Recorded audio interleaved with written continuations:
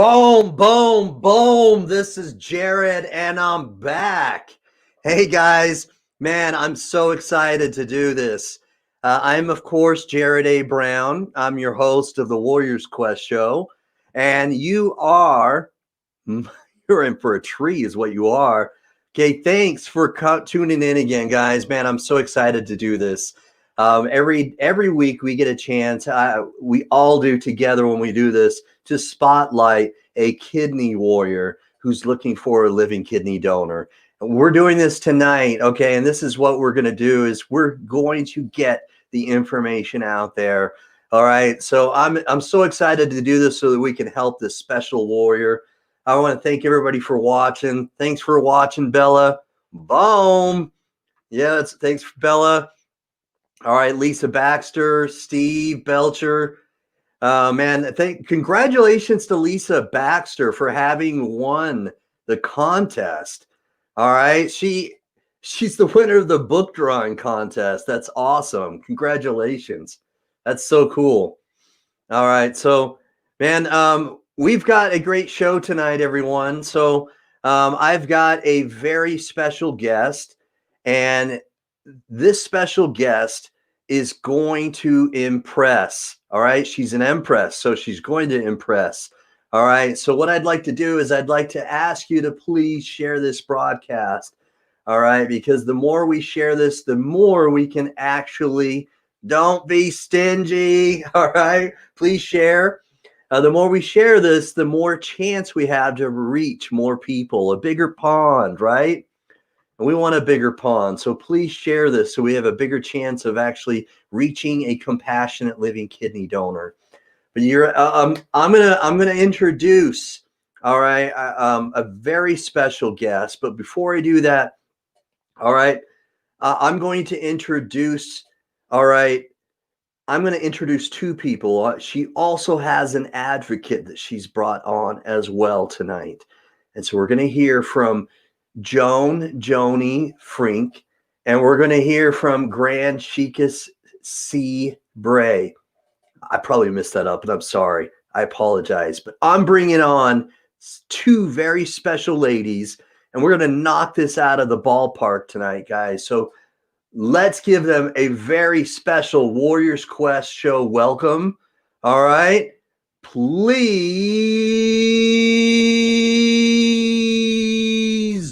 give it up. All right.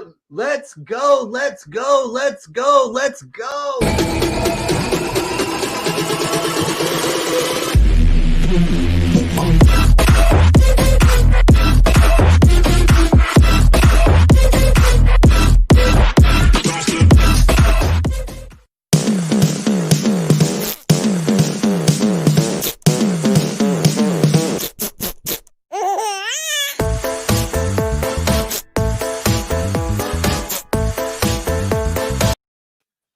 Ladies, thank you for coming on the Warriors Quest show. Thank you very much. Hi, how are you? I'm well. pleasure. I'm doing very well. So, yeah, thank you again for coming on. It is my pleasure to bring you guys on and give you an opportunity so that we can get your story out there. So what I'd like to do is, Mona, I'd like to have you introduce yourself and introduce your advocate. I'm going to give you a chance to kind of do that. I've been connected with you on Facebook in the kidney disease community, and yeah, your journey is so impressive. The way you've lost weight and the way you've just really tackled this. You're a true warrior. I'm truly honored to have you on this show. I am. And Thank so, you. man, yeah, I'm excited. I'm a little giddy right now. So I'm going to give you a moment and put you solo and let you just kind of introduce yourself and your advocate, okay? Okay. Well, I am. My bad. Hold on. Okay. I put her solo. My bad. I am Joan Frink-El, also known as Empress Lady J. That's kind of like my brand name. And basically, I started this journey in about 2009. I found out that I had acute renal disease, which progressed to end stage renal disease quickly. So I was needing a kidney. So at the time I was 333 pounds. I dropped 160 pounds in 2011, 2012 to, make my life healthier, knowing that I had a, very deadly disease. I did that. I still ended up going on dialysis in 2013. Um, so I've been on dialysis and on the kidney transplant list at the University of Maryland Hospital since 2013. Wow. And that's basically been my story. I've also recently, since 2017, almost died 7 times.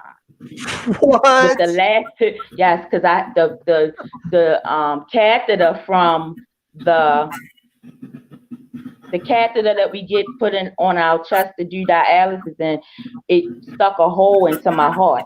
And not only did it stuck a hole, it begins to infect, and I almost died that way. And so in 2018, February to be exact, February 27th, I had emergency open heart surgery, and I had a tumor cyst in my right breast, which I still have. But I've Wow. been taking natural herbs that I made in order to help shrink it and to help strengthen me. Just a few months ago, I actually was still on my walker and, in a wheelchair, but I started taking better care of my health, eating, my renal diet, a lot of fruit, a lot of vegetables, the right fruit, and taking my herbs, getting off a lot of All medications that right. I was on too. And Mhm. but I had with me my advocate, who is my sheikist, who is a sheikist in the Moore Science Temple. We study Islam, and I'm getting into my peace. So she's been a mentor and an assistant in me getting to my peace and just unraveling all those inner emotional, mental, spiritual toxins that be in your body that can cause you to be sick. And she's been instrumental in being very honest with me about, being as though I'm a new member, and she's a 40 Okay. year member of the Moore Science Temple. She's been an advocate for me just in my overall spiritual health, and that's Grand Chic is Wow. Sea Breeze Bay. Okay. Mhm. Well, man, thank you. Thank you for introducing her. Thanks for Mhm. being her advocate and coming on the show and supporting her and everything. Um, would you spend a moment just introducing yourself as well and kind of letting our followers know why you've advocate for her directly? Yes, my name is Grand Sheik is Sheila Seabreeze Bay. I'm part of the Moore Science Temple Divine and National Movement, and we have two goals to morally restore our people Okay. and help them get spiritually back in contact with the great God Allah. So let me start off by giving praises to Allah and honor to the last prophet in these days and times, Prophet Noble Drew Ali, and the first, second, and third form.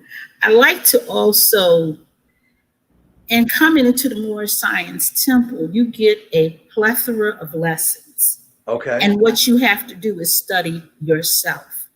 So in studying yourself, you're going to once again be back in touch with your birthright religion, which in our case is Islamism.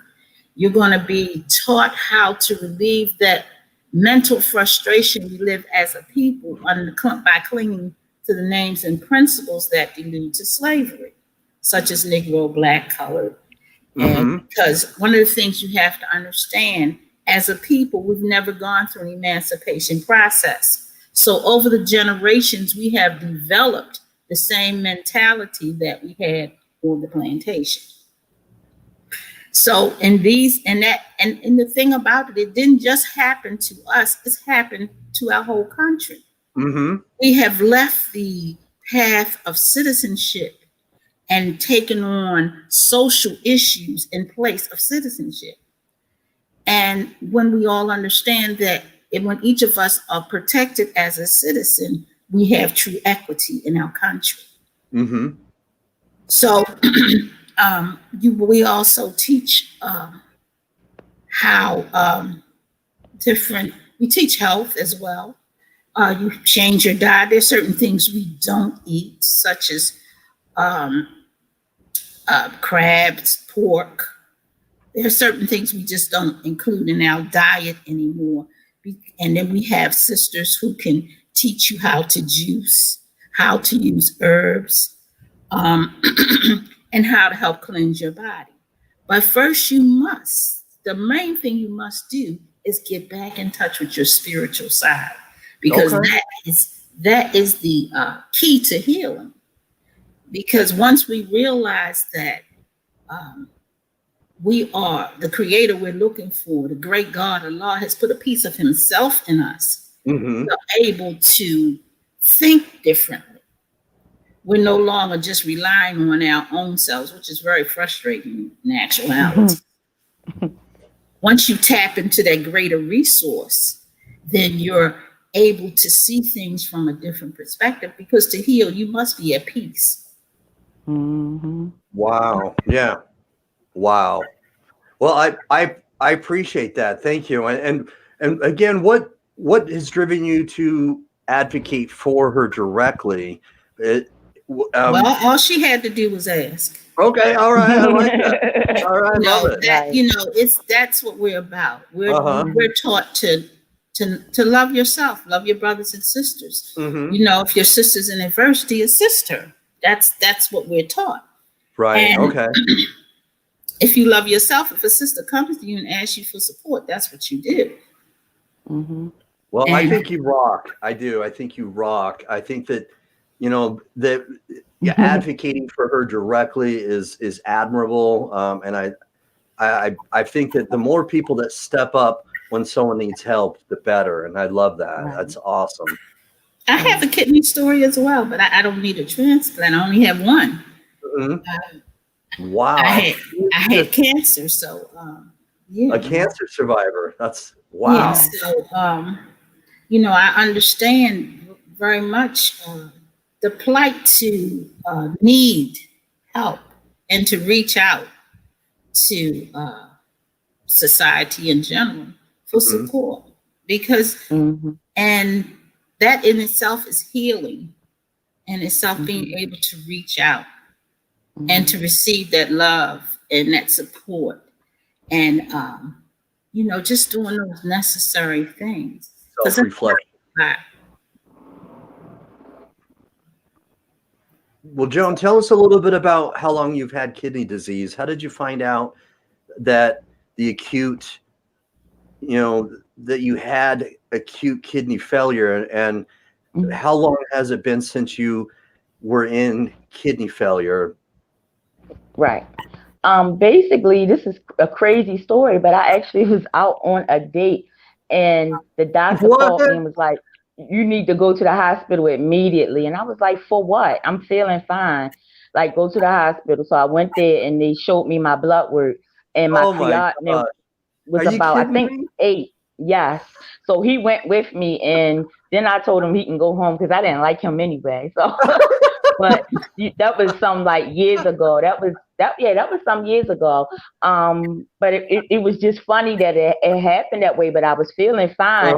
But everybody was around me. The doctors came in the room, was like, "You are really sick," and I was looking at him like, "No, I'm not. I'm fine."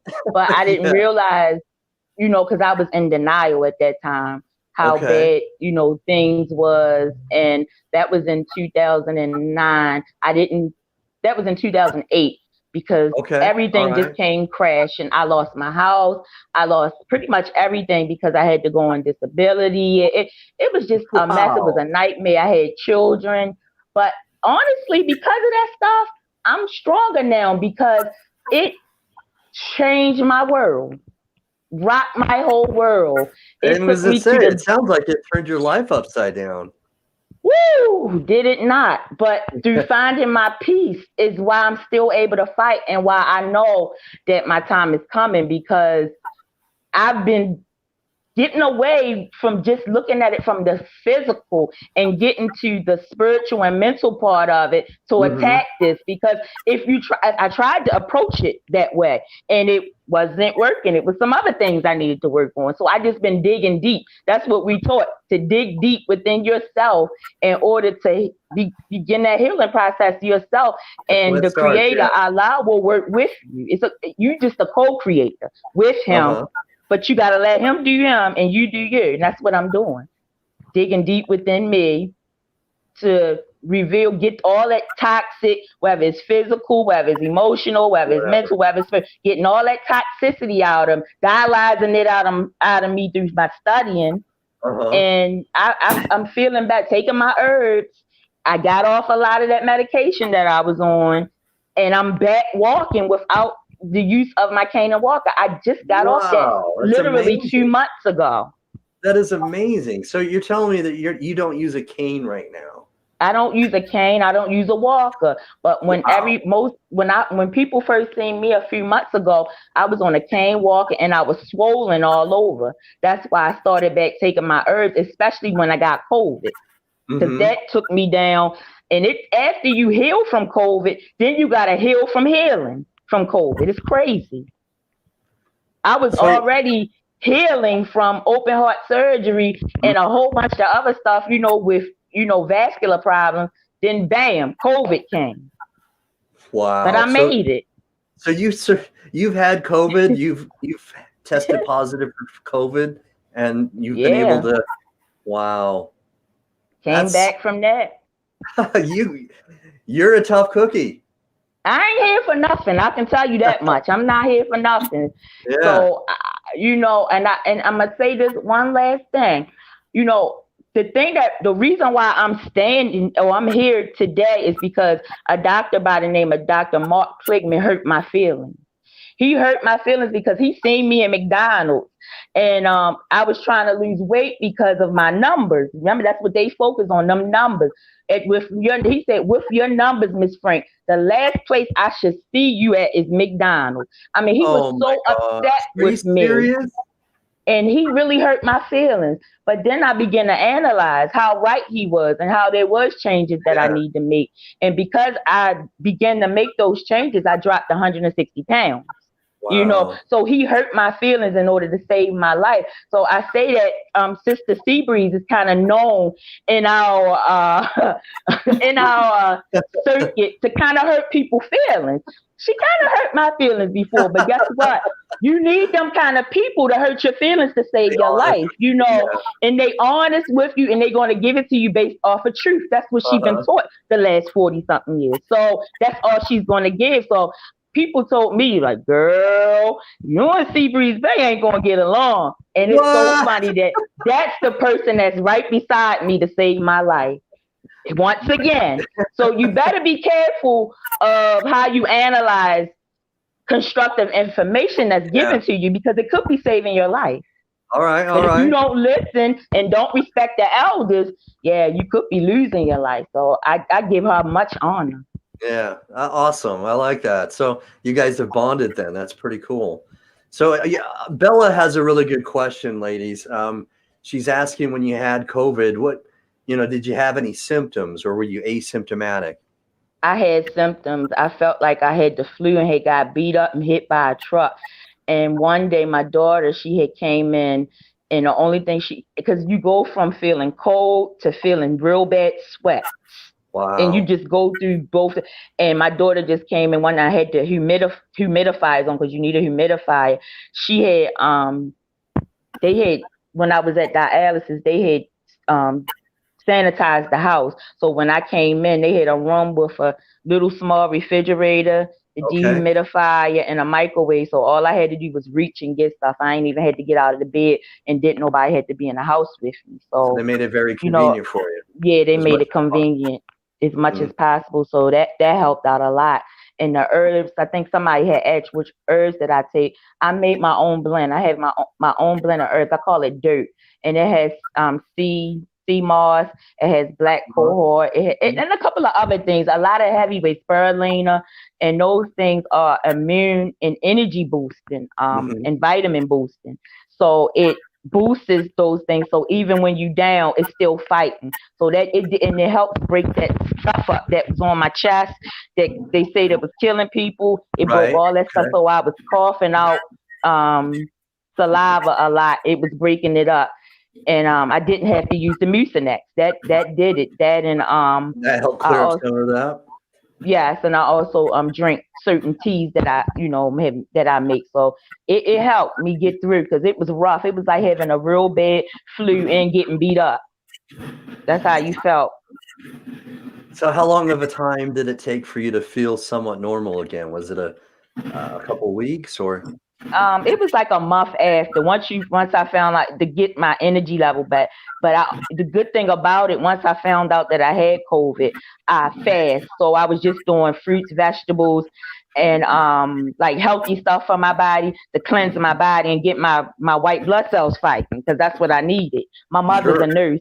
And my background is in respiratory therapy, and also I'm a health and wellness consultant. So I knew enough this, but sometimes it's a little hard when you the patient and you Okay. having to treat yourself. So you gotta treat yourself like you would treat one of the patients, or Right. if somebody was the patient, So that's what Uh-huh. I had to do, and that's how I got through COVID. My mother was so scared. She was so I scared can because only she imagine. already lost a child. She Yeah. already lost a child through a illness, so she didn't need that again.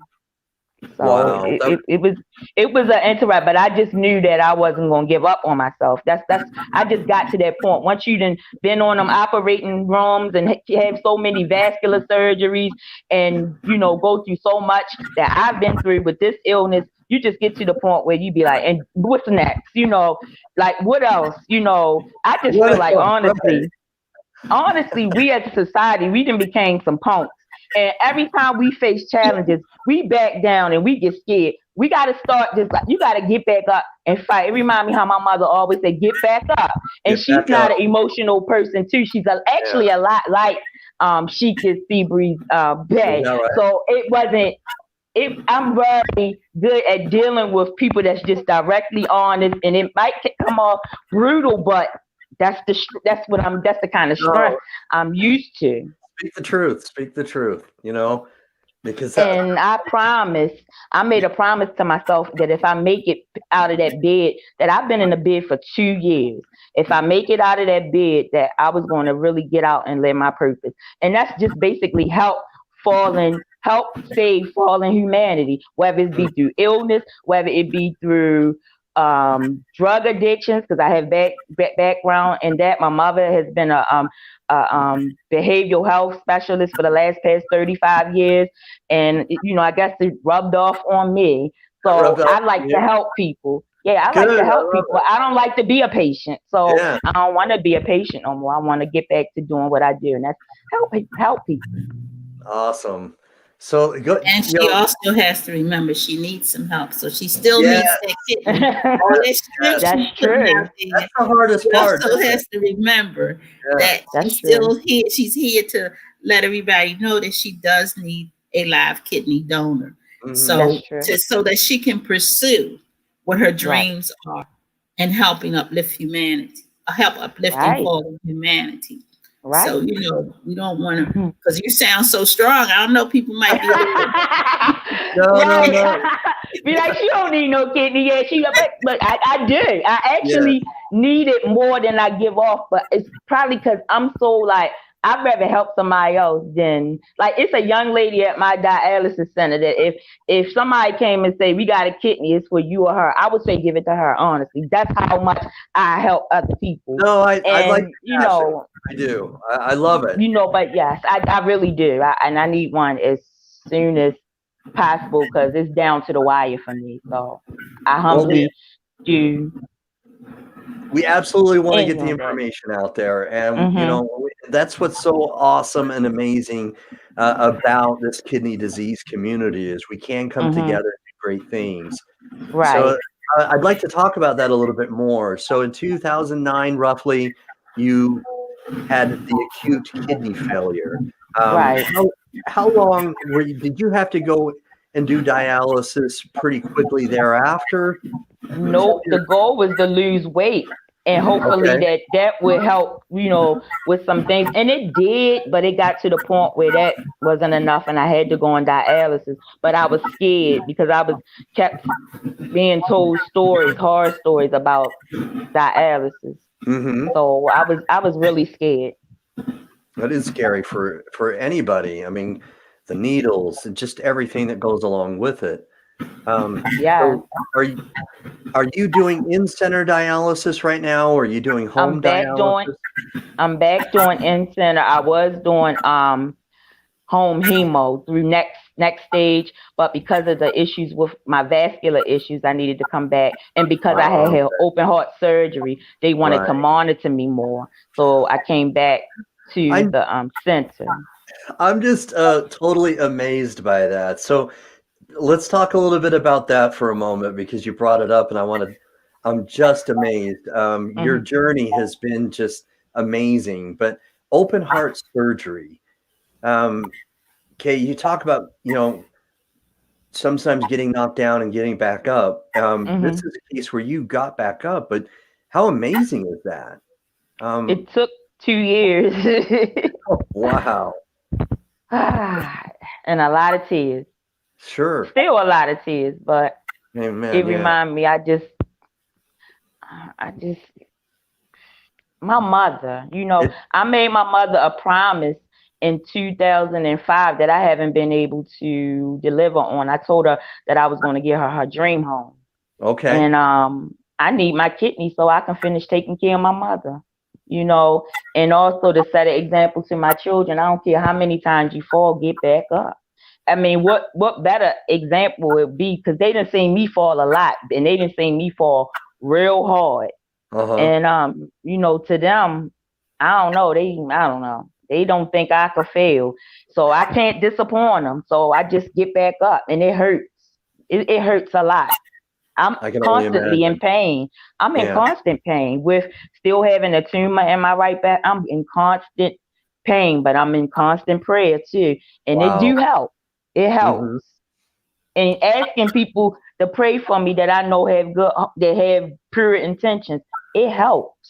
Because the pains, and I can't, I don't do the opioids because they have very, Okay. very I negative respect that. Yeah. impact on me. Right. So I There's a can't big take them. risk. Yeah. Right. So everything I take is all natural because I'm Hmm. one of them special people that have a lot of bad interactions with medication. Okay. So I have to be very, very careful what I take. Well, I think you're super duper fly in that. But I really do. I honestly think that you're amazing. One of the things that I've heard is that, I've heard that there was an incident that you had in Baltimore. Um, will you talk a little bit about that, about how you were in front of a dialysis center and there was an issue with bleeding? Can you tell us a little bit about what happened then? Yeah. Well, there was a situation where the what do you call it? The what do you call the vascular doctor at a particular vascular center, not my regular vascular doctor, had did a bad performance, had did a bad surgical procedure on me, and when I went to go and sit down, it all bust out and all that blood just bust all over, and I had to Wow. get a blood transfusion. I think I had got like 3 units that time and I didn't like sue her or anything. I just said I'm gonna leave her in the hands of God because she what she did was reckless.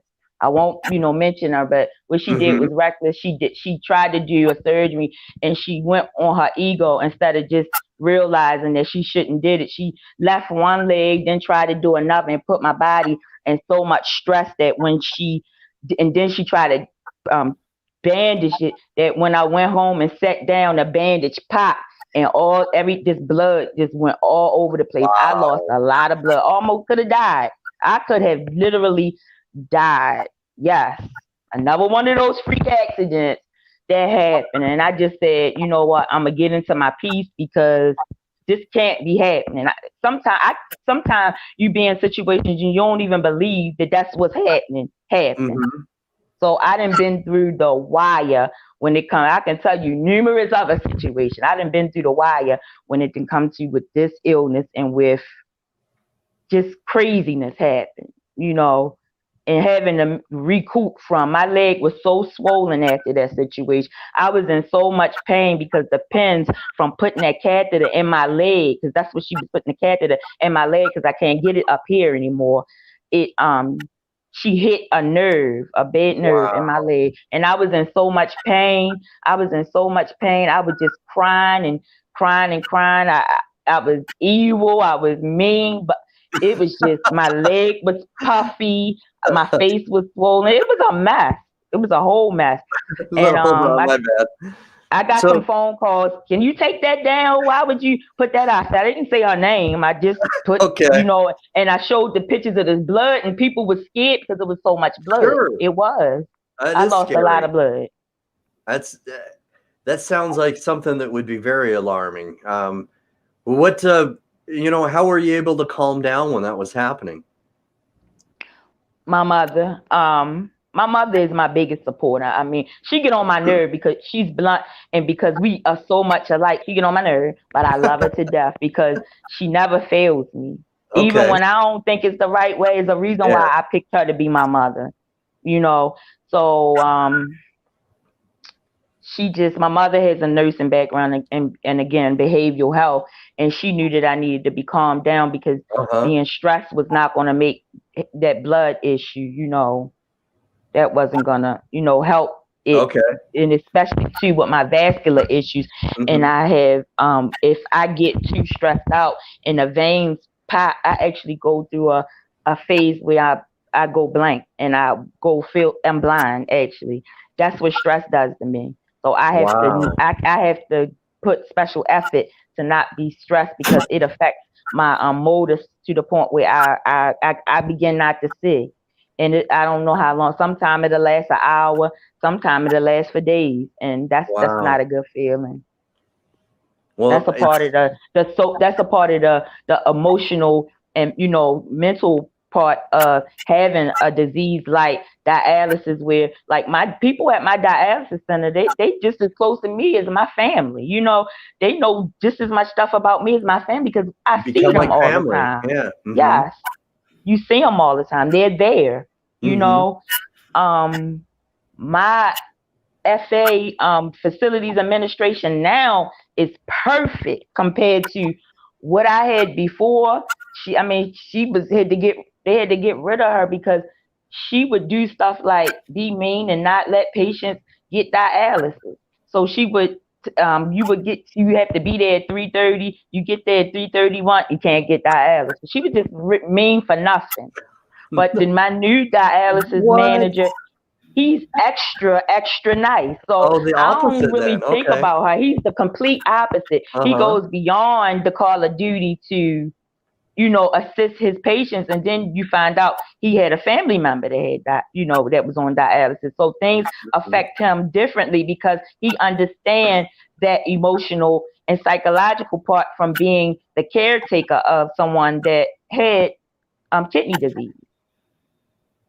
So, he's just not in it for a paycheck. He actually cares, the same way with my social worker, with Miss Tish. So she's a new social worker, but she actually cares. Yeah. She shows emotion and empathy for you. Mm-hmm. Yeah, but will get on you if you are doing very firm with you, because you gotta be firm with me because I'm a little strong-willed, So she's nodding her head. Very firm. Yeah, and you can't do that with Miss Tish or him, but they're still very loving. And it reminds me of because I've been a foster care parent also for the since I was 17. I'm 45. Okay.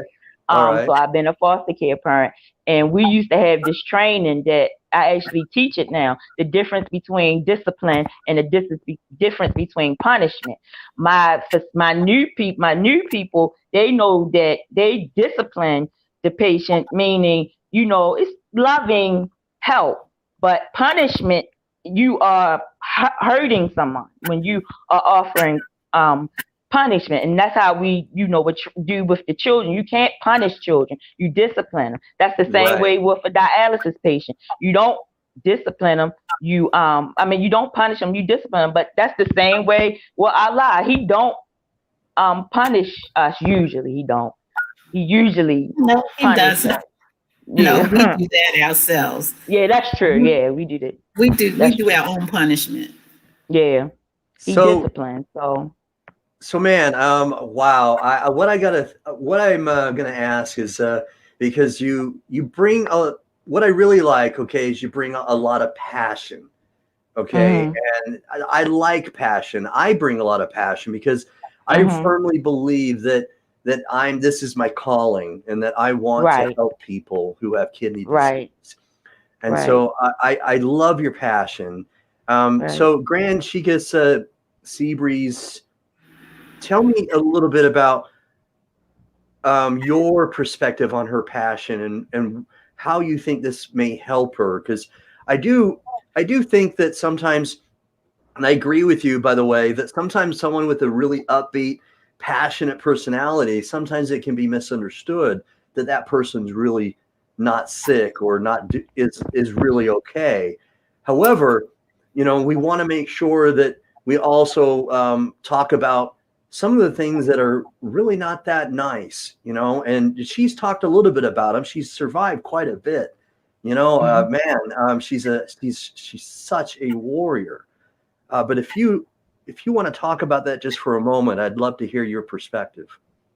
Well, when I first met Joan, or Sister Frink-El, when I Yeah. first met her, she just wanted you to know everything she knew. Uh-huh. She was just sharing, sharing, sharing, and and so one of the things I had to tell her with her passionate self, that sometimes you just gotta listen. Sometimes you got to put what you know aside to gain some more understanding. All right. Because if it's only about what you know, that's all you're going to ever have. Mm-hmm. So to know more, you've got to humble yourself, empty that cup, and be prepared to receive. Okay. Because a lot of times when we're very optimistic and energetic, as Sister Frankie is, sometimes we don't hear. We talk, but we don't hear. And so we Mhm. just have to get her in the mood to not only speak, but to also listen. I like that. I like that. That's nice. That's very good wisdom. Mhm. Mhm. So, man, this has been very edifying. I like this a lot. Mhm. You bring a different vibe, and I love it. And your dynamic between the both of you is awesome. And the other Mhm. thing that I really like, Joan, is when you talk about your mother. Um, Mhm. you really talk about your mother with a lot of reverence, with a Mhm. lot of you can tell that there's a lot of love there for your mother when you talk about her. Mhm. Um, so, Grand Chikas, have you ever met her mother? Has there been I a time? have not. I have not had that pleasure. Yeah, sounds like it would be a real pleasure for me too. She sounds like a great woman. Yeah, So, hopefully I will get that opportunity. Yeah. yeah. Yeah. Yeah. So, man, so your mother, she sounds like, although you do clash, as you said, because your personalities are very similar. She's And I'm her baby. okay. And you're the baby. Okay, all Mhm. right. Yes. Okay, Mhm. So but it's that kind of like sport dynamic that people pick up on. Be like, that's your stuff right there. They always tell her you created that monster. that's you created it. Well, what you say that she never leaves your side, or that she never lets you down, like she's almost like your rock or your foundation. She's very reliable, where she's always in your corner. What can you talk to us about how she's uplifted you and encouraged you through this journey that you've had? My mother's a different kind of encourager. It might Okay. not come off as encouragement. You might not think it's encouragement, but when you really sit and think about it, she make you think. She's a Gemini. Uh-huh. She gonna give you something to think about. And it don't come, them lessons don't come easy. I can tell you that with her. So that's where some of the clashing go, because All right. I think when she see me, she see a part of her. You got it, because we a lot alike. But when I see me, I just recently I told my daughter I don't think I've been thankful enough to my mom, and because I throughout my life, and that's been a part of me rechecking myself. I complain about the stuff that she don't do, but the stuff she do, I ain't give her enough credit. I'm gonna be honest. All right. And because her fight and her issues was a lot harder than mine. Because she worked hard, she made it easy for me, even with this illness. Because I ain't gonna tell you how much money I owe my mother, but she don't bank her love based off of that. But she is tough, and she tell you some tough stuff, and it's Yeah. usually when you're not ready to hear. All right. Because Sometimes she doesn't have a filter. She just says stuff, and she's not she's a very straight the shooter. most. Okay. She's not the most loving in the sense that you would think loving, but she real, and it make me think of how if you just look at how a person deliver, you can miss something important if you just spin because they kind of rough around the edges, but it still could be great information. And I'm gonna be honest, a reason why I went through some of the things I went through in my life because I did not listen. My mother taught me the Bible. I will never take that from her. A lot of the lessons that I know she taught me, but we learning now to respect each other as women because my mother still see me as that little, her Baby girl. So Yeah. yeah, but I do feel like I owe my mother, and like that's a part of me wanting to get up, want to get my kidney so I could just take care of my mom because she's getting older now. She's 73, 73. So and she was a good mom. I never wanted for nothing. It's really still don't. So because of her and the work that she put in before me. So I had to do some internal thinking about even when she wrong, let her be wrong because I'm a miss her when she not here. So Yeah. I just let her be her and I work on me. And that's been healing to our relationship where we clash because I've been doing the work on me and not focusing on her and what she didn't do. Because she told me when I was very young, if you think it's something that I don't do right, won't you do it right and do it better? Do it better. So that released her, I guess, from any liability. So, but I know my mother is an awesome mom. She's an awesome mom. And I think I realized how much awesome she is now, today at 45, than opposed maybe like the 35. So, yeah, she's my so ride. Verna Johnson here is, and thanks for watching, Verna. I'm going to take a moment to thank a lot of these people for watching. And of course, Lisa Baxter is putting in a lot of comments. Verna, thank you for watching. Patricia Stabler Yates, thank you for watching and sharing. We've had a lot of people here giving some support and good feedback and comments. But she has a good question here, or not really a question, but a statement, is that you can't always see kidney disease, and so sometimes people will perceive or they don't understand that you're really sick. But the illness is real, she says. Let people know what it's like having disease in your life. Yeah. And so how would you talk about the constant pain that you have? Can you describe It's that? constant. It's constant. I think one time this is a funny story. One time I was sitting in my at the temple meeting and I put my leg to cross my leg up, and sister she was like, I think telling me to put my leg down, but I get cramps. From the cramps we get real bad, and I ain't want to jump up in a meeting. They be like, "What in the world is the matter?" Because you get them cramps and it hits you. Right. Them things, woo, the cramps you get at dialysis, but sometimes you get them at home. They take you out of here. I done seen them make grown men. It's very painful. You go through highs and lows all through your day because you don't know the effect. Remember, a person just had all their blood taken out their body, clean, then put back in their body. So it take me a day to get healed from that, just to have to go back that very next day. It's very painful. Just because you see me, I have learned to deal with it and adjust, but I be in pain all the time. Hence, again, that's why you always see me advocating for my medical marijuana and that I have it, because that's the only thing that I take for pain. I don't take them opioids. I don't take the fentanyl that they used to give me in the Percocet and all of that stuff. Because our street, this country is full of people that are addicted to that stuff, opioid addiction. That's all you see. So I didn't want to become addicted to that. So that's why I take natural stuff, all things natural, because I be in a lot of pain. The tumor that I had is shrunk, but it used to be like bricks was in my breast. So that's a lot of the reason why I was in the wheelchair, because I couldn't even stand up and walk without the assistance of a wheelchair or a walker. But because of the herbs that I take, they started to shrink already, even though I still have to get the surgery on it. So some of my optimism that you see today is because I'm not in as bad a predicament as I was just a few months ago. I'm still not in the clear.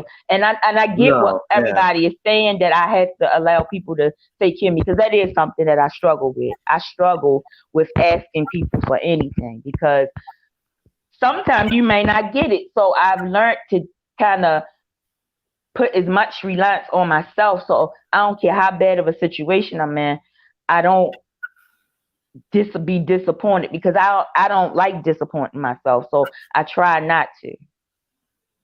So when I give power over to somebody else, I feel like I'm giving them the opportunity to disappoint me. And I know that I'm still working, out that side of me. So that's still something I'm still working on with thyself.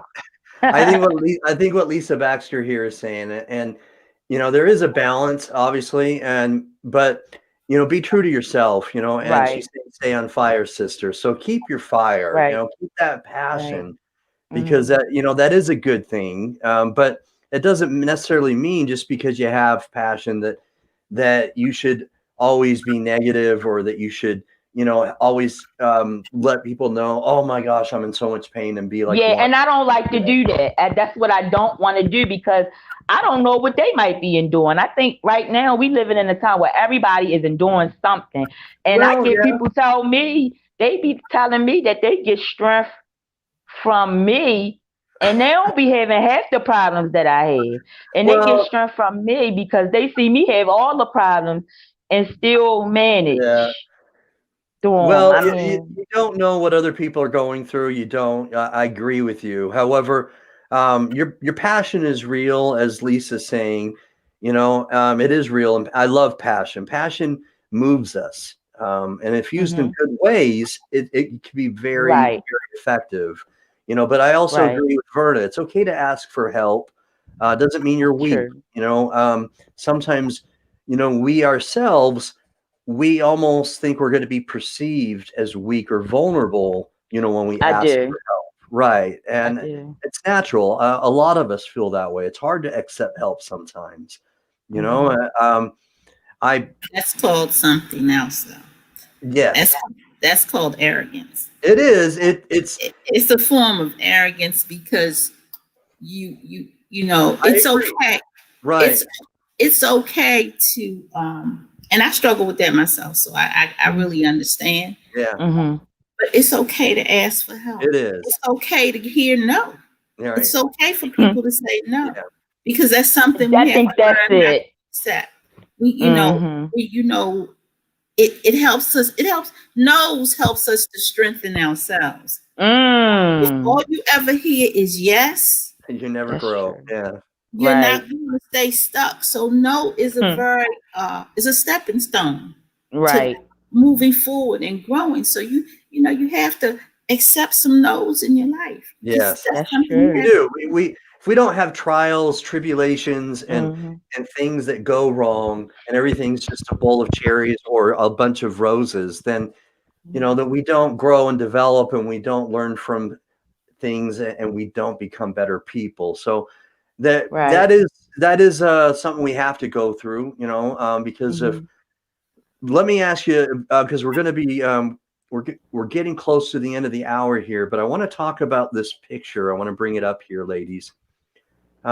This picture right here, but I gotta say it's one of my favorites. Your smile is contagious, It really is. And I love how you say Face Beat by Empress J, beautiful with no hair. You know, I just love your face, your facial expression, everything right there. But now one of the things that we've talked about some of the things, your pain. We've talked about the cramps, and a lot of things that kidney warriors go through. Constant pain. Did you say that? Constant. Yeah, It really is before, I didn't say constant. just now. Right. I try to be as positive about it as possible, but it's a lot constant. Yeah. Between the back pain and it's just so many different hormonal things that it affects. Now I'm gonna tell you, the itching that you get. Like, I had to cut my hair off. I'm letting it grow back, and I actually went through an ugly feeling. I felt ugly. That's why I put that up there, and why you see me put some of those pictures, because I look back on those pictures. I felt ugly at that time. I had to go back and retell myself who I was. Yes, because I was dealing with already the kidney disease, so I just felt helpless about everything. So I was making situations a problem that wasn't a problem, because there's nothing the matter with in my mind. I was ugly, and I look back. Right. Yeah. So I had to go back and retell myself some things about myself. So that's what I was doing when I post pictures. Yeah. But it's funny, my fat pictures, I actually kind of miss her, because one of the reasons why it took me a long time to lose weight, because I didn't feel like nothing was wrong with me where I needed to lose anything. But then when my health became an issue, yes, I had to make the change. So it's just been it's interesting journey with myself. That's why I'm my own best friend, because I go through this stuff with myself. But I also understand what Sister Seabreeze is saying about the arrogance part, because I've been really analyzing that side of me. And I say that because I don't like asking for help, and it's very hard for me, because I don't like to be disappointed, because I am the youngest child, and I'm not used to being told no. So it is sometimes everybody don't love you like your mom. Everybody not gonna say yes to you like your mother. So she's right.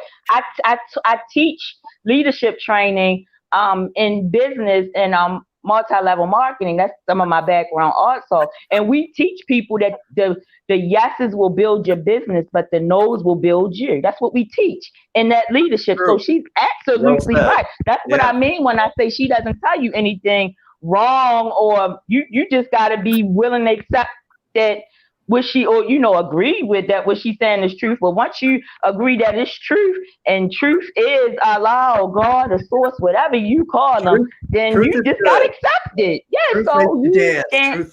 Truth is really good. And it's always the truth. The truth don't change. So I just try to take it, because like I said, everybody that's been being very honest, even bluntly honest, been helping save my life. So I just, like she said, learn to listen. Yes. I'm learning. I ain't all the way listening, but I'm still learning. So Verna had a question, and Lisa's has had a question, and I want to apologize, because I think you may have given it to me, and then maybe if I didn't put it out there, I apologize. So let's let the people know where you're registered at with your transplant hospital, Joan.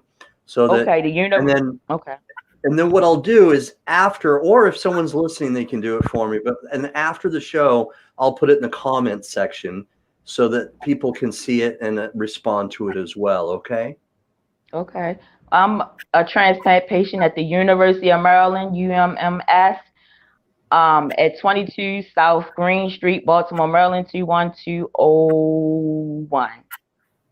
And that's UMM.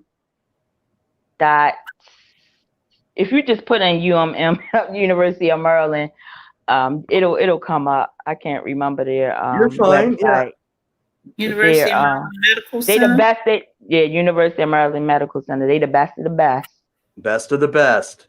When it comes to kidney transplants, yes, they are. Can't take that for. And I was born at that hospital also.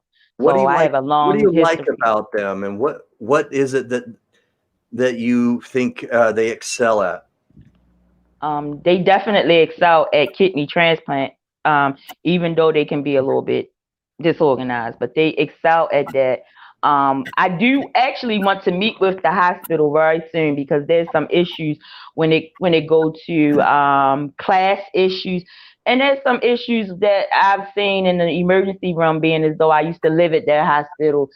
Literally, I lived there for a while. There's some issues I'll just say I would like to address with the staff, and they're pretty good at talking with me when I address issues, within the center and things to make it better. Like I said, I was born there, so I have a natural affinity to that hospital. But they definitely save lives when it comes to kidney transplantation, hands down. In Baltimore area, they are the best of the best. Everybody knows that about the University of Maryland. So I got to give them their props with that. Very cool. So and they also treat me very good because I know a lot of the transplant doctors. You might have, if you would have looked on my page, you would have seen a picture with me geeking with a white lady. That's actually a transplant surgeon. Yes, I had on a green scarf, and we making funny faces. She's a really good friend of mine, and I do a lot of work with Donate Life and National Kidney Foundation. So she, I can't remember her name. I just blanked out. But she's the only female kidney disease doctor surgeon there. But she also became a kidney disease surgeon because she herself had a kidney transplant when she was younger. Oh wow, very impressive. Yeah, well, so I'll make sure that we get the information. I'll find the University of Maryland's information and I'll put it in the comments section. What I'd like to do is thank Grand Chica's Seabreeze Ray for joining us tonight as an advocate and coming on. Both of you ladies have been gracious, and I've loved having you both come on the show tonight. Thank you. Thank you very much. Yeah, thank you. I'm honored. Truly am. What I'd like to do is just give Joan just a moment to give maybe some shout outs, if you will, maybe a plea, for a kidney donor.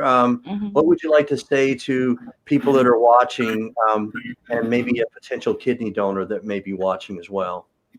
Okay. I don't know if you put up my the one where I said, well, my blood type is B positive. I am a single mother of a girl and a boy who I love very much. And I just want to live to take care of my mom and be an example for my children. I've been through a lot of HE double hockey stick with this illness, and I'm just ready for it to be over. But I definitely don't just want it for me. I want this for so many other people that I'm seeing in the dialysis center suffering with this godforsaken illness, which it's like I'm split, because on one hand, if it wasn't for this illness, I wouldn't know my strength. But then on the other hand, it has been rough. Like I said, I want to get it over because I want to get back to being an advocate for the disease, because this is a unique disease, because it's not like having other disease. Like, we have to actually go 3 and 4 times for 3 to 6 hours and sit in these chairs, and it's rough. It is a rough life. But so I'm just ready for it to be over so I can get back to what I feel is my real mission, and that's just helping other people who's suffering. But also, as everybody has been letting me know, to take the time to allow other people to help me, and I do see that, and I'm trying, and I'm working on it.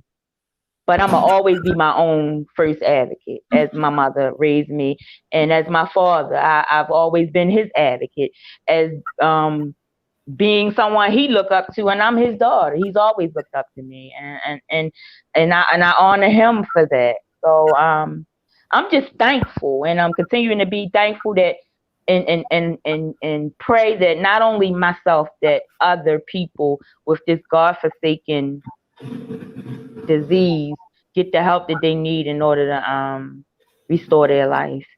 And I give a shout out to my mother, my children, my father, to, of course, Grand Sheikis for being there to be support and for being there to be honest with me, because you can't save a person like me life by telling me not being honest. I'm just going to level off with you about myself. I'm strong-willed, so yes, I do need somebody to like sometimes shake me, and she does that. So I already had the warning before. Oh, you going to see me, right? But that's my girl. I call her Breezy now. That's how like Breezy. don't talk about my Breezy because I don't play about her because don't do that.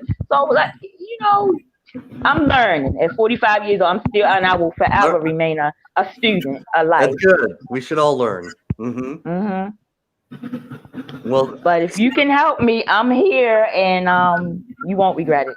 no, I Whoever. absolutely am so honored. Again, I want to say thank you for coming on, ladies. Thank you for Thank helping you. me get the information out there. I'm going to make sure I put that in the comment section about your hospital, the website, and the Yes. phone number. Be positive is good to know. However, Yeah. most hospitals do the paired exchange program, and so I'd like Right. everybody to understand that even if you're not the right blood type, please Right. apply nonetheless, because it speeds up the process where the hospital will find a match for her and do a Right. swap, and it will speed up her Right. process even if you're not the right blood type. So, Right. man, thanks, And ladies. You I guys rocked appreciate it. it. Seriously, I'm going to And put I that up again. You appreciate guys you, rock. Jared. I appreciate you because you do this work every day. You live this. You don't just talk it. You do it every day, and you're helping so many people around the world actually to save their life. So you're helping to save fallen humanity by I helping to save people's lives. And I appreciate God's you. And plan. I give you God's high plan. honors for that. God's plan. Yeah, it's my calling. But you know, I love this. It's my passion. It's where I have my fire, and I love doing it. I've there's seriously so much elation that I have. I get so gratified when someone whom I've interviewed, okay, I get either a personal message or somehow I get a message that they're getting a kidney transplant. Hmm. And that is so much. That brings me so much happiness. And so my only ask for you is when that happens for you, whether it's a Yeah. living kidney donor or a deceased donor angel, hit me back Right. up. Okay, let me know. All right, shout Definitely. me out. Okay, Definitely. Definitely. all right, man. Because that's Definitely I will. thank you. Definitely I will. And I'll bring my mentor with me so and even Sweet. if I can't come, she'll come and be just she'll come and she'll take care of it. I'm sure she All will. right, guys. Well, we're gonna celebrate because we rocked this tonight. Okay, we had a Yes. great show because Yes. we're getting the word out there. We're moved. We're inspired, and man, please stay in contact with me, and uh, may Definitely. may God bless you all with your endeavors and efforts. Okay, Thank you so Same to much. you. you're welcome. Thank you. God bless. Bye bye. God Bye bless. bye. Hey guys, thank you so much for watching tonight. We've heard from some great ladies, inspiring ladies. Um, you know, very few people can get back up when they've been hit and had as many problems and to overcome. And Joan has really gotten back up. She's gotten hit and she's gotten right back up multiple times. I'm inspired. I hope you've been inspired. And if you have been inspired, please act on that inspiration. If you can't donate to Joan, and you're not healthy enough, then please donate shares and share this message to as many people. Share it to your Twitter if you have Twitter, Instagram. Share it to your Facebook. Share it to whatever platform you can. Uh, Copy the link and then share it to a friend in just a regular text message. Um, get the information about this broadcast and share it to coworkers, family members. Let's get this out to as many people as possible so that we can help this very beautiful lady that she may be able to find a living kidney donor. Thank you so much for watching tonight. Thanks, Verna, Lisa. I'm going to give a shout out to all of my to all of the supporters and all the people that watched. Verna, you know, man, much love and respect. Kidney transplant recipient and warrior. Thank you, Lisa. Kurtisha, man, Kurtisha Ray Anderson, thanks for watching. Lupus and kidney warrior. We've got, of course, Patricia Stabler Yates. And I've had many more people. Bella, okay, Steve Belcher. Let's get this out to more people. That's my biggest ask and request. All right, is I want to get this out to as many people as possible. So please continue to share this.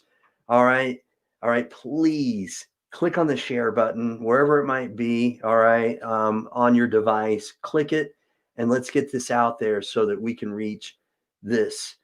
Let's reach a living kidney donor and make sure she has a better quality of life. Okay. Thank you again. All right. I'm gonna say peace. I'm out. Let me find the outro before I do that. Have a blessed evening. All right, everyone. Thank you again. I'll see you next week. Peace. Where is that? Where's the outro? Where'd it go? All right, there it is. Boom.